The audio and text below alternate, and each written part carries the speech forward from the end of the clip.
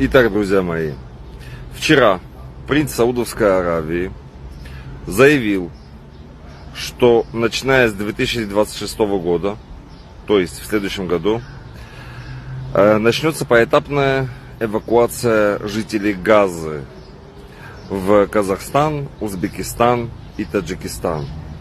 Поэтапная эвакуация. Каждая страна примет приблизительно по 300 тысяч жителей Газы. Им будет предоставлены жилищные условия, гуманитарная помощь. И все это будет спонсировать Саудовская Аравия и Катар. Вот, друзья мои, хочу услышать ваше мнение. Что вы думаете по этому поводу? Я проверил, это не фейк. Это на самом деле вчера принц Саудовской Аравии сообщил. Хочу послушать ваше мнение, ваши комментарии. Что вы думаете по этому поводу?